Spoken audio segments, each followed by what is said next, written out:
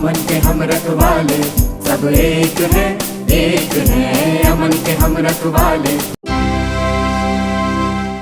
12 फरवरी को पूरे भारत में मजदूर नए श्रम कानूनों के खिलाफ विरोध प्रदर्शन करने जा रहे हैं। क्यों? आश्रय अभियान ने अखिल भारतीय मजदूर संगठन नई दिल्ली के उपाध्यक्ष डॉक्टर हेमंत हिरोले को आमंत्रित किया ताकि वे हमें बता सके कि इतने सारे मजदूर और यूनियनें इन 4 श्रम कानूनों के खिलाफ क्यों हैं। क्या ये कानून असंवैधानिक हैं? क्या ये मजदूर विरोधी हैं? इनमें क्या गलत है? वीडियो देखें।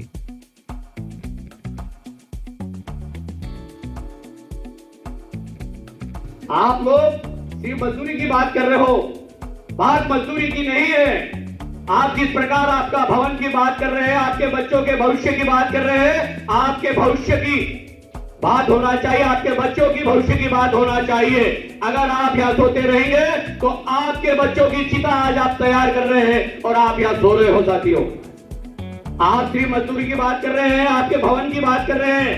बात सिर्फ आपके मजदूरी तक सीमित नहीं साथियों, बात सिर्फ मजदूरी की नहीं है। आपके सभी के बच्चे आज स्कूल में जा रहे हैं, जा रहे कि नहीं जा रहे? हाथ ऊपर करें। मैं भाषण देने नहीं आया हूं, मैं पहले बताया, मैं परिवार से बात करने आया हूं। जाते हैं बच्चे, क्या चाहते हैं आप बच्चों का? अच्छा भविष्य चाहते हैं ना? तो अच्छा भविष्य चाहते हैं तो आपको उसको जागरूक रहना चाहिए, क्योंकि आपके सामने, आपके नजर के सामने और आपके वोट के द्वारा, आपके सहयोग के द्वारा आपके बच्चों का भविष्य खत्म किया जा रहा साथियों। ये जो काले कानून है ना, ये काले कानून कोई नरेंद्र मोदी ने नहीं लाए। नरेंद्र मोदी को आपने जिताया, चाहे वो बिहार हो, मध्य प्रदेश हो, यूपी हो, गुजरात हो, महाराष्ट्र हो, तमिलनाडु हो, आंध्रा हो, चाहे राजस्थान हो, किसने बनाया? आपने बनाया। आप और हम लोग एक भावनात्मक ये बात पे आ जाते हैं कि हिंदू खतरे में है। साथियों, हिंदू खतरे में है या मजदूर खतरे में है? आप बात बताएं मेरे को। नरेंद्र मोदी तो बोलते हैं कि संघ के लोग बोलते हैं कि भैया कि हिंदू खतरे में है। साथियों, यहाँ हिंदू खतरे में नहीं है, यहाँ भारत का किसान और मजदूर खतरे में है साथियों। इस बात के लिए आपको जागरूक होना चाहिए। आज जो हमारे बुजुर्गों ने, हमारे वरिष्ठ महापुरुषों ने जो अपने बलिदानों से इस देश के कानून बनाए थे आपके और हमारे हक में, वो सब खत्म करें। आपको बताएं कि कोविड कब आया था? आपको कितने लोगों को मालूम है? हमें कोविड के नाम से डराया गया, साजिश करके। कोविड में हमें साजिश करके डराया गया और हमें कोविड का डर बताया। और मानसून सत्र में नरेंद्र मोदी की संघीय सरकार ने पहला बिल पारित करा, जो वेतन बिल है, जो वेतन संहिता है, वो काला पहला पारित करा। वो सिर्फ एक प्रयोग था, लेकिन हमारे जितने भी विपक्षी नेता है, हमारे यूनियन के बड़े बड़े नेता है जो हमने दिल्ली में बैठा है, उन्होंने उसके तरफ नजरअंदाज करा, तो उनको ध्यान नहीं दिया। तो वो वेतन उन्होंने 2019 में दोनों सदनों में और राष्ट्रपति की औपचारिकता पूरी कर वो पास कर लिया। 2020 आया, 2020 में आपको और हमको देश के प्रधानमंत्री अपने आप को बोलते हैं आप ताली बजाओ और थाली बजाओ। कितने लोगों को बताया ताली बजाओ थाली बजाओ कोरोना चले जाएगा? पूरे देश को बताया। आपको और हमको ताली बजा के हमारे देश का और हमारा भविष्य खराब करा और मानसून सत्र में 3 लेबर संहिता जो आपके और हमारे विरोध में है वो पारित करा। हम ताली और थाली बजाने में रह गए और उन्होंने अपना काम लोकसभा में और राज्यसभा में कर लिया और हमारे देश के राष्ट्रपति की औपचारिकता के रूप में वो पास कर लिए साथियों।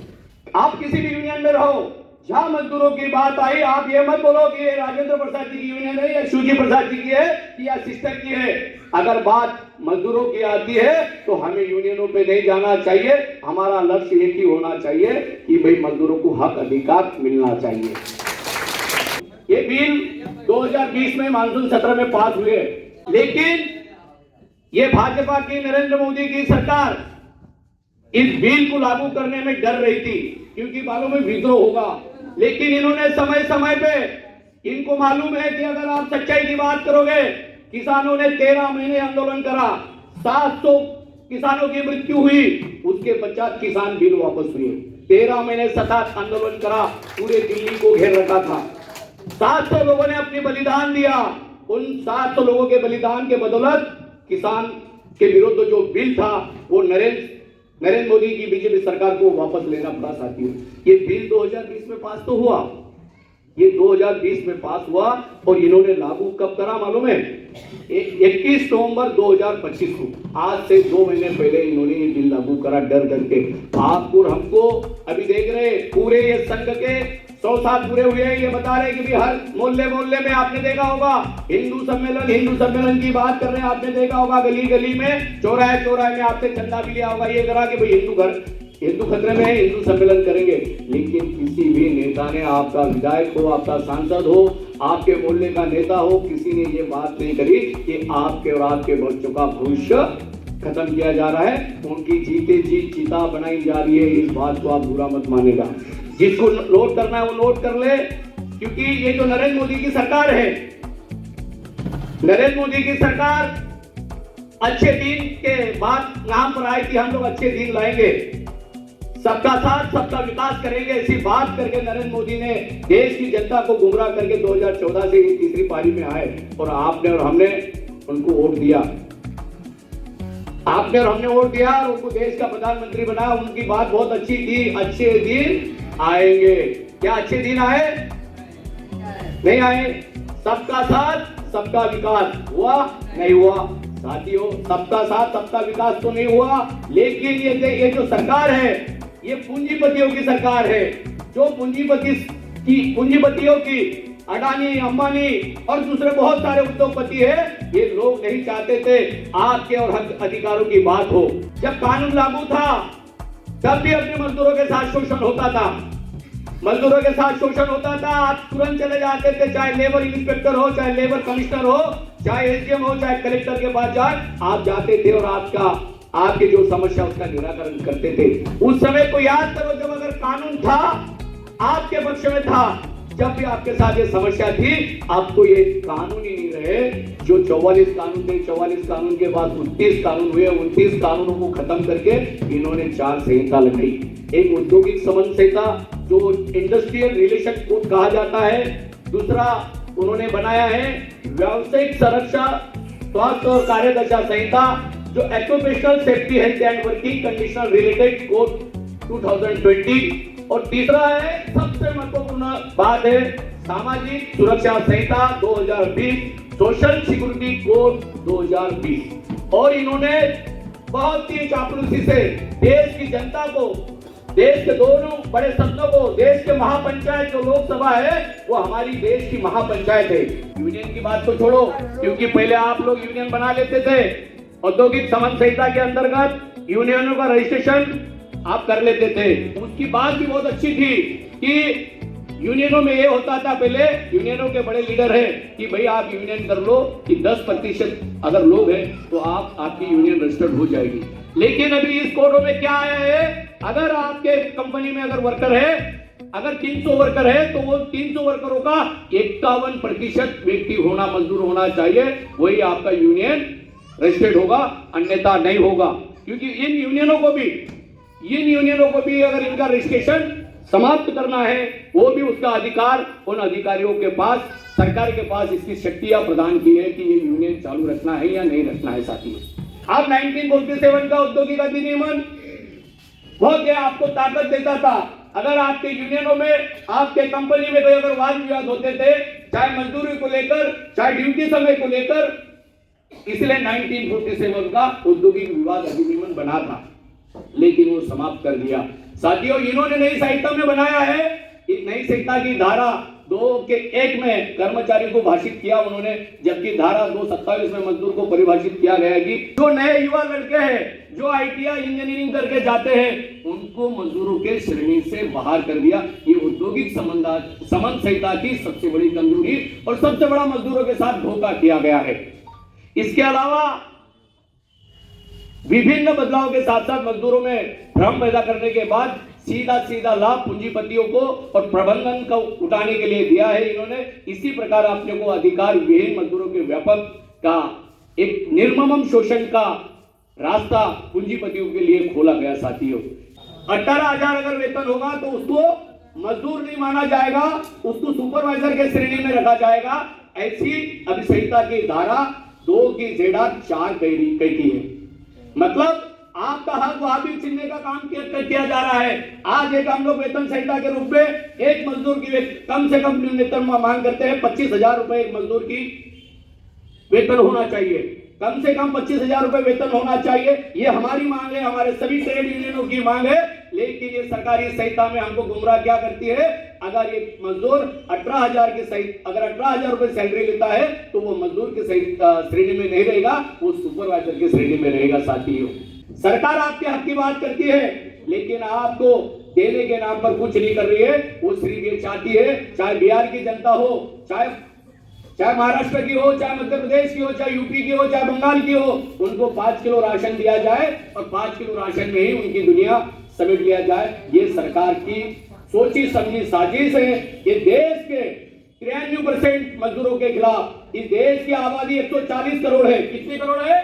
140 करोड़ के भी ऊपर है। और 140 करोड़ का अगर 93% निकालेंगे तो आप लगाओ हिसाब कितना होता है। साथियों, इतने 93% लोगों के खिलाफ ये सरकार की है सोची समझी और दुर्भावनापूर्वक साजिश है। और ये देश सिर्फ पूंजीपतियों को लाभ देती है। जिस प्रकार से रखो और निकालो, हायर एंड फायर, एफटीए का मतलब होता है आज रखा कल निकाल दिया। आपकी कोई ये नहीं है, उसपे पूंजीपतियों की मुंह मांगी मुराद पूरा कर दिया है फिक्स टर्म एम्प्लॉयमेंट के तहत करने के लिए। अगर किसी को आपके पास वो भी कानून नहीं रहेगा कि आप किसी लेबर इंस्पेक्टर के कार्यालय में जाएं या किसी न्यायालय का भी दरवाजा आप खटखटा नहीं सकते हैं इस धारा के तहत कि औद्योगिक संबंध संहिता की धारा 2 के ओ के तहत आप किसी भी न्यायालय में आपकी नहीं जा सकते और नहीं आप लोग पुनर्बहाली की भी मांग नहीं कर सकते। पहले तो भी पुनर्बहाली की मांग हुआ करती थी। अगर कंपनी में या किसी काम से अगर आपको निकाल दिया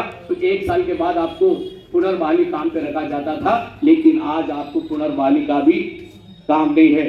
और सिर्फ इनके जो बीएमएस के मजदूरों को इन्होंने गुमराह किया। भारतीय मजदूर संघ पटना में भी हो सकता है, बिहार में भी हो सकता है। इनके मजदूरों को साफ सुन गया है, इनको इनके कानून खत्म किया जा रहा है। लेकिन इन लोगों को इतना गुलाम कर रखा है, पूरे देश की सभी यूनियन है इस कानूनों के खिलाफ है। लेकिन देश की एक सिर्फ यूनियन है कि वो बीएमएस इनका समर्थन करके बहुत मोटी मोटी बात बताती है मजदूरों के बहुत हित में है। ये मजदूरों के हित की बात क्या करते हैं, आपको 3 महीने काम पे लगा दिया, 4 महीने काम पे लगा दिया और आपको अगर हम पे काम पे हटा देते हैं तो हम आपको 15 दिन की सैलरी देके हटा देंगे। और उसको क्या बोलेंगे कंपनी वाला या कोई भी कंपनी वाला, उसको क्या बोलेगा, ग्रेजुटी बोलेगा। हड़तालों का कानून था हमें कि हड़ताल करने का हमें कानून था और सभी रास्ते मजदूरों के लिए बंद कर दिए। तभी आवश्यक जनोपयोगी सेवाएं जो जैसी जल, बिजली, टेलीफोन, रेल और हवाई सेवा, इन प्रतिष्ठानों को छोड़कर सभी संस्थान ने हड़ताल पर जाने से पहले कोई नोटिस देना अनिवार्य नहीं था। लेकिन इस संहिता की धारा 62(1) के तहत अभी संस्थान हड़ताल पर जाने के पूर्व नोटिस देना अनिवार्य है। साथ में हड़ताल जाने के पहले कितने दिन पूर्व नोटिस देना है, ये भी इस संहिता में भ्रम की स्थिति पैदा करके छोड़ा इन्होंने। धारा 61(a) के तहत जहां हड़ताल के 60 दिन पूर्व नोटिस देने की बात की गई, वही दूसरी बात धारा 62(1)(b) के तहत हड़ताल के 14 दिन पूर्व नोटिस देने की बात कही। ये जानबूझ के देश के यूनियनों को और मजदूरों को भ्रमित करने की बात इस संहिता में की गई। साथियों, इन सख्त प्रावधानों के मजदूरों की हड़ताल गैर कानूनी घोषित कर देना बेहद आसान हो जाएगा।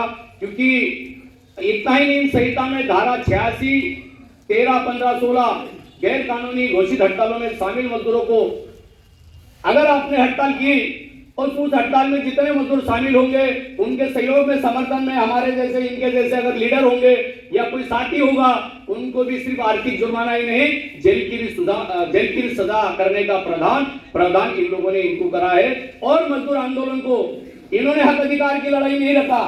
मजदूर आंदोलन अपने हक अधिकार के लिए लड़ाई जाते हैं, लेकिन ये नरेंद्र मोदी की बीजेपी सरकार ने मजदूर आंदोलन को इन्होंने अपराधीकरण के श्रेणी में लाकर खड़ा कर दिया। साथियों, ये भी हमारे लिए सामाजिक आधार को साजिश के तहत काटने का काम किया जा रहा है।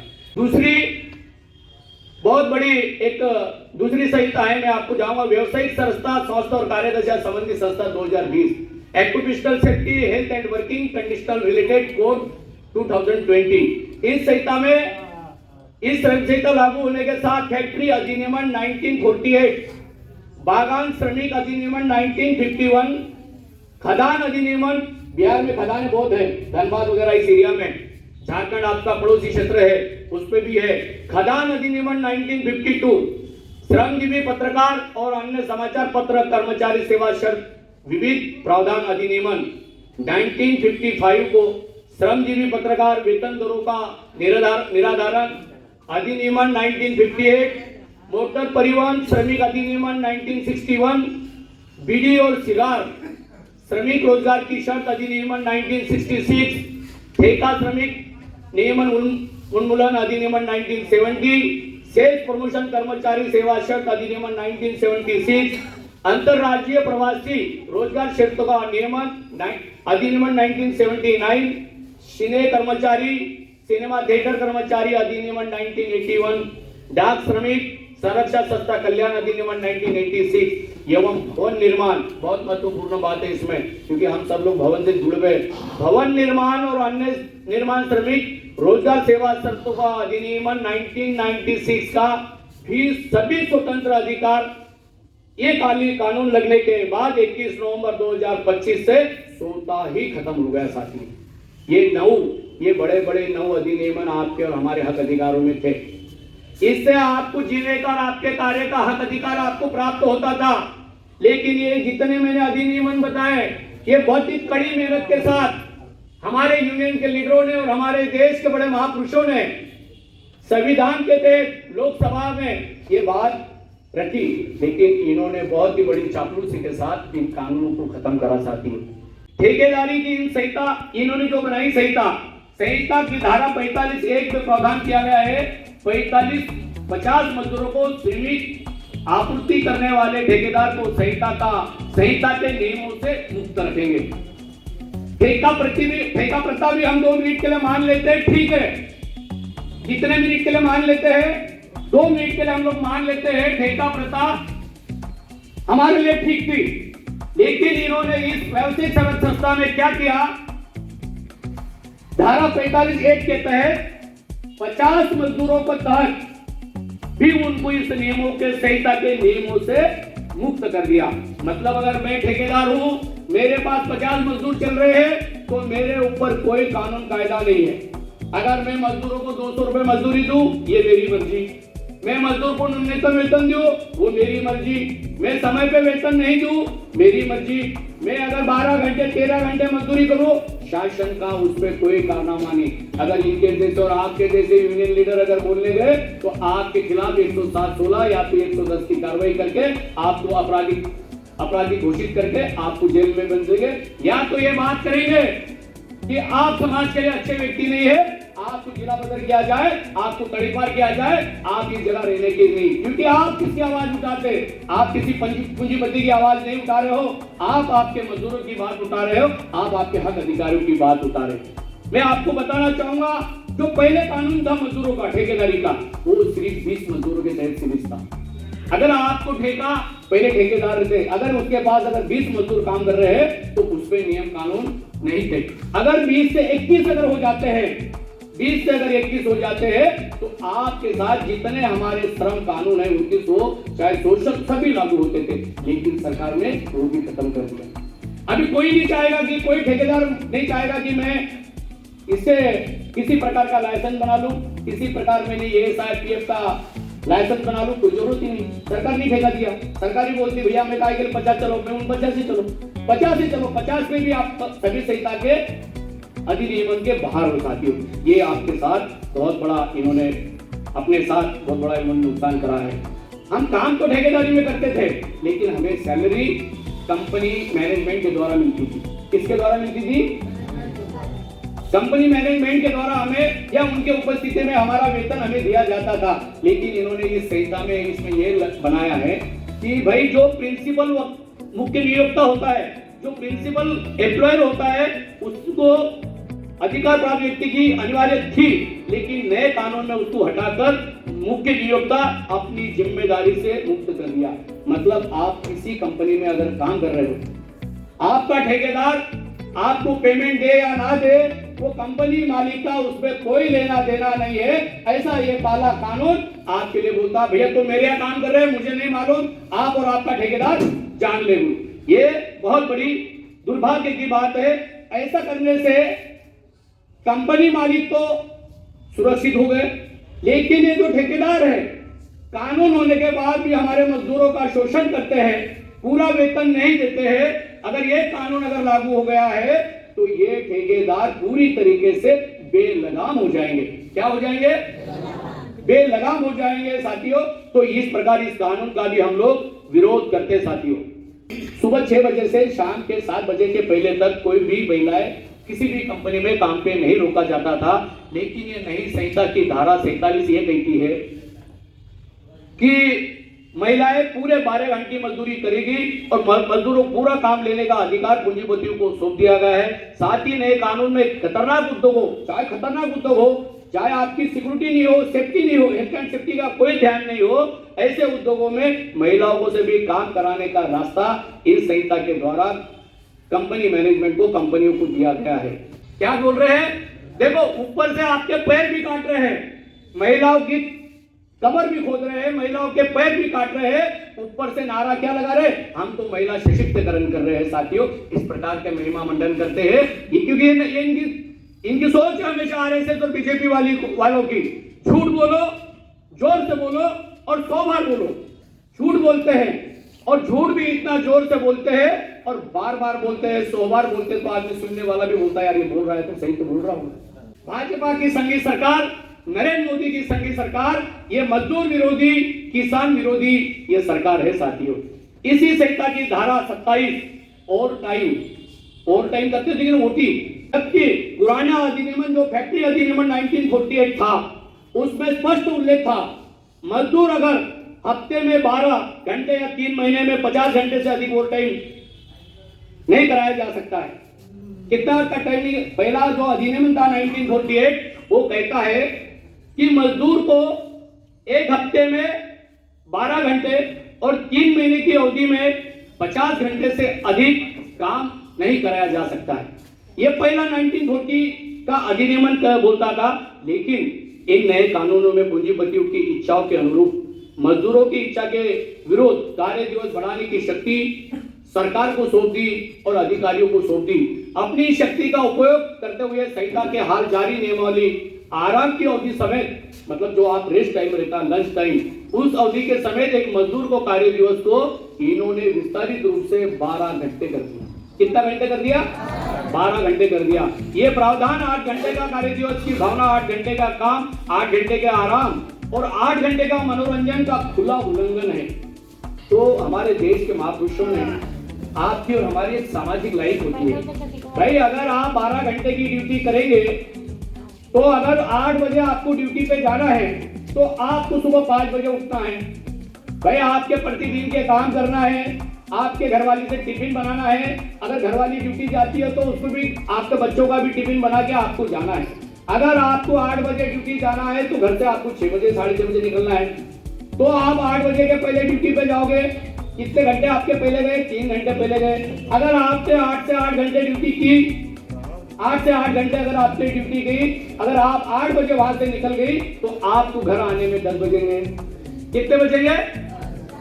आप जब घर से निकले थे, आप जब सुबह घर से निकले थे तब भी आपके बच्चे सोए थे। आपके बच्चे सोए थे कि 5 बजे बच्चे उठ जाते हैं? सोए थे। जब आप 10 बजे घर जाओगे तब बच्चे जाग रहे होंगे या सो रहे होंगे? अगर इसके साथ साथ आपके पड़ोस में, आपके परिवार में, आपके रिश्तेदारी में कोई अच्छा शादी ब्याह का काम है, किसी का जन्मदिन है, किसकी पार्टी है, क्या आप जा सकते हो उसमें? सामाजिक लाइफ खत्म। अगर इसके विपरीत आपके पड़ोस में, अगर आपके रिश्तेदारी में अगर किसी की मृत्यु हो जाती है, किसी की बीमारी हो जाती है, किसका आकस्मिक एक्सीडेंट हो जाता है, तो क्या आप उसका दर्द बांटने के लिए जा सकते हैं? एक बात है, आप अगर खुशियों में नहीं जाओ तो कोई बात नहीं, खुशियों में नहीं जाओ तो कोई बात नहीं, लेकिन किसी का दर्द बांटने के लिए जाओ तो ये बड़ी बात होती। क्या आपको ये बात मिलेगी? ये आपकी सामाजिक लाइफ खत्म करने का प्रयास है, आपका सामाजिक जीवन खत्म करने का प्रयास है। साथियों, जितनी अंग्रेजों ने भी हमारे साथ गुलामी नहीं की साथियों, ये वो अंग्रेज तो गोरे अंग्रेज थे, ये काले अंग्रेज उनसे भी खतरनाक है साथियों। इसलिए इन्होंने ये 4 काले कानून आपके और हमारे समक्ष लाए साथियों। सामाजिक सुरक्षा संहिता 2020, सोशल सिक्योरिटी कोड 2020, इस श्रम संहिता के लागू होने के साथ साथ कर्मचारी अधिनियम 1923। वकील साहब, आपसे लोग पूछेंगे, मैं आपको नोट कर लेना, अगर ये लोग नहीं करेंगे। श्रम संहिता लागू होने के पहले 7 कर्मचारी मुआवजा अधिनियम 1923, कर्मचारी राज्य बीमा अधिनियम 1948, कर्मचारी भविष्य निधि और विधिक प्रावधान अधिनियम 1952, मातृत्व लाभ अधिनियम 1961, रोजगार एक्सचेंज रिक्तियों की अनिवार्य अधिसूचना अधिनियम 1959, ग्रेजुएटी भुगतान अधिनियम 1972, सिले मजदूर कल्याण निधि अधिनियम 1981, भवन और अन्य निर्माण मजदूर कल्याण उपकर अधिनियम 1966 और असंगठित मजदूरों की सामाजिक सुरक्षा, जो अभी साहब ने बोला था 2008 में कानून आया था, वो असंगठित मजदूरों के लिए। असंगठित मजदूर सामाजिक सुरक्षा अधिनियम 2008 का स्वतंत्र अस्तित्व था, वो स्वतः ही इन्होंने इस कानून के तहत समाप्त कर दिया। ये जितनी मांगे थी, ये भाई महिलाओं के लिए आपने देखा होगा कि प्रेगनेंसी लीव मिलता था, मैटरनिटी लीव मिलता था, 6 महीने की छुट्टी मिलती थी, महिलाओं के लिए एक खास प्रावधान था, वो सब बंद कर दिया इस कानून के तहत। सरकारी दावों के विपरीत इन ये 9 केंद्रीय श्रम कानूनों का ये सम्मिलित मजदूरों को कोई नई सामाजिक सुरक्षा किसी प्रकार की प्रदान नहीं की गई और ये मजदूर विरोधी प्रावधान इन्होंने लागू कर दिए। सामाजिक सुरक्षा संहिता क्या है? भाई सरकारी भविष्य निधि, पहले अपन काम करते तो अपन जिसको ईएसआई बोलते हैं, ईपीएफ बोलते हैं अपन, एम्प्लॉयमेंट परमानेंट फंड, ये बोलते हैं, उसका योगदान पहले 12% हुआ करता था। कितना परसेंट हुआ करता था? 12% हुआ करता था। लेकिन आज का वर्तमान में आज के संहिता ने सरकार ने उसको घटाकर 10% कर दिया। इसके अलावा इस संहिता के सरकार को इस बात के लिए भी सशक्त बनाया है, यदि वो चाहे तो, अगर सरकार और कंपनी वाले चाहे तो ये योगदान को और भी कम कर सकते हैं। मतलब आपके भविष्य की, आपके बच्चों की भविष्य की कोई चिंता नहीं। जिस प्रकार हम लोग बोलते ना कि यार मेरी ग्रेजुएटी मिलेगी, अरे मेरा पीएफ मिलेगा, मैं ये बनाऊंगा, मैं मेरे बच्चों की फीस भरूंगा, मेरी बच्ची की शादी करूंगा, मेरे बच्चे की शादी करूंगा, ये बात सब हम करते थे। वो हमारे जो फंड था, वो हमारी एक सुरक्षा निधि थी, उस सुरक्षा निधि को इन्होंने अपनी चालाकी से कम करने का काम किया है साथियों। ये देश के सरकार को ऐसा सोचना चाहिए कि हमारे मजदूर कैसे सुरक्षित रहे। सिर्फ 5 किलो अनाज, 5 किलो चावल या 5 किलो चने या 5 किलो मूंग देने से आपकी जिम्मेदारी से इतिश्री नहीं होना चाहिए। भारतीय संविधान आपको एक हक अधिकार देता है कि मुफ्त में आपका राइट टू एजुकेशन, आपके 6 साल से लेकर 14 साल तक एजुकेशन फ्री में देना, ऐसे कई प्रावधान हैं। ये कोई भाजपा या कांग्रेस आप पे कोई एहसान नहीं करती है, मैं आपको बताना चाहता हूं।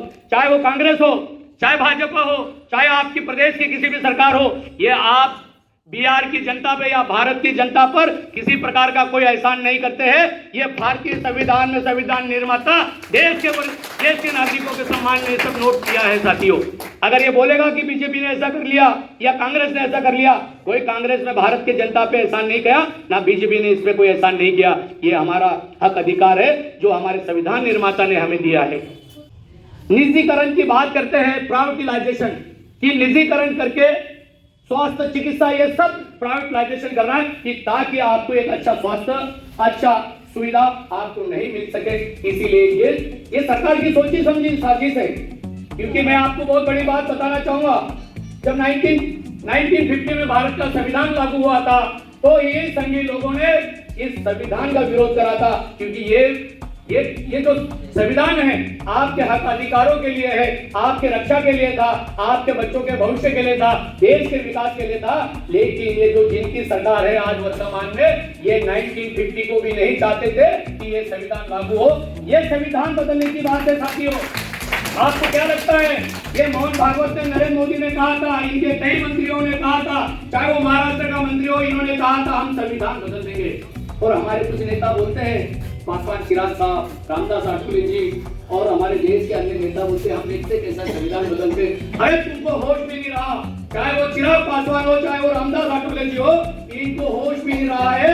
और ये भारतीय संविधान में जो डॉक्टर बाबा साहब आम्बेडकर और सरदार वल्लभ भाई पटेल के द्वारा बनाए गए मजदूरों के हितों के कानून आपके साइड के तहत हटा दिए।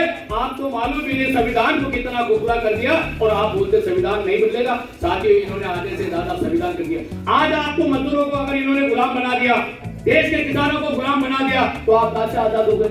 आपको मजदूरी की बात करने का हक नहीं, आपको आपकी ग्रेजुएटी मांगने का हक नहीं है, आपको आपकी चिकित्सा का हक मांगने का हक नहीं है। आप कहां से आजाद हो? आप इस देश के आजाद होने के बाद भी गुलामी का जीवन जीने के जैसा आपका काम हो रहा साथियों। क्योंकि देखो, मजदूरों की कोई जात नहीं होती है, कोई धर्म नहीं होता है। मजदूरों की कोई जात होती क्या? मजदूरों की कोई जात नहीं होती है। चाहे वो किसी भी SC, ST, OBC, general category का हो, वो सिर्फ मजदूर होता है।